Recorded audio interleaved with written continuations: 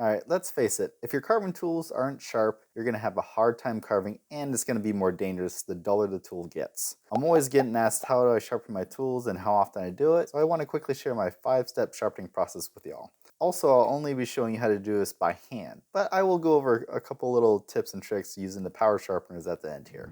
Now before we start, I need to give you the most powerful sharpening tip that will be the difference between a dull tool and a sharp tool. And that is control of the tool while sharpening is 100 times more important than the pressure applied to the sharpening tool. Why? Because if you start making a perfect edge and then apply too much force in the wrong direction just once, you're going to destroy whatever edge you just made. So let the sharpening tool do all the work for you. All you need to do is provide the control. The first step is primarily reserved for a completely dull, damaged, or improperly ground edge on the knife, and I rarely use this step unless the edge is just unusable. If you take a sharp blade, or even a blade that just needs touching up to this step, you will effectively dull the edge. Now what I like to use is a very coarse sharpening tool around 400 to 600 grit. And you can use an oil stone, a whetstone, diamond plates, sandpaper, they're all good options. The primary purpose of this step is just to reshape the edge. Not make it sharp, that's going to come later. And when done, the edge will look a little rough and won't really be sharp. Next, we need to remove these deep scratches we just made and then start the refinement of the blade. Now, just to be clear, I only do step 2 if I've done step 1. I never go to step 2 on its own. This step will typically just involve an 800 grit to 1000 grit stone and use the same back and forth movements as in step 1. And then when done, the edge will look a little bit dull but smoother than it was in step 1. This step is where I start focusing on the sharpness of the edge. And this is usually where I take most of my tools if I start noticing any minor chipping or glinting on the edge. Using the same stone as step 2, which is a 800 to 1000 grit stone, I just push the blade in one direction with the cutting edge trailing, not leading. Now remember, control is critical, so if you apply too much pressure and lose control from this stage on, you might have to start over from step 1. So keep good control of that edge from here on out. And then when you're done, you'll start to see a burr or just like a little thin flap of metal on the cutting edge from where the metal is being forced to the tip.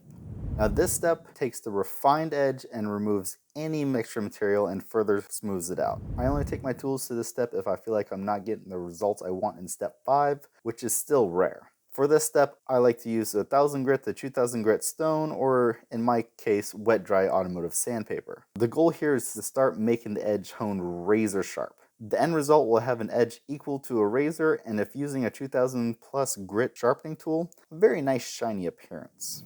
Now this is where the real magic happens. The goal here is to go beyond a razor's edge to whittling sharp. Now this is where I do 95% of my sharpening. And I'm being serious here. This is the step that I use the absolute most to make sure my knives are completely sharp before, during, and after I do any sort of wood carving. What you're going to need is a leather strop with honing compound, and if you need a good one that will last, the Beavercraft paddle strop is a great option. So what I like to do is strop both sides of the blade about 20 to 30 times, and I flip the blade about every 5 to 10 strokes just for an even sharpening. The end result will be a blade so sharp that it'll cleanly slice off wood and leave a very nice shiny cut on the wood.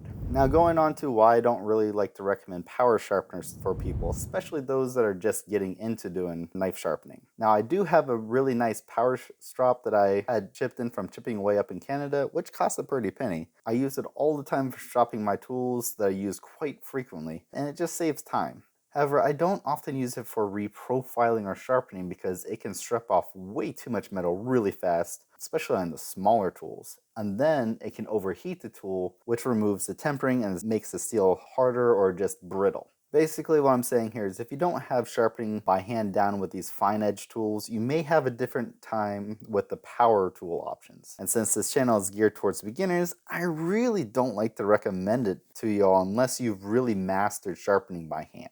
So just start by doing it by hand. It is cheaper, you're less likely to damage your tool, and honestly, I find it a little bit cathartic. Now, if you have the sharpening part down and you want to learn more about maintaining your cutting edges so you don't have to go through this entire 5-step process every single time, I have a video coming out just about stropping, which will be shown in the upper right-hand corner when it's ready. Thanks for watching, everybody. I hope you have yourself a great day.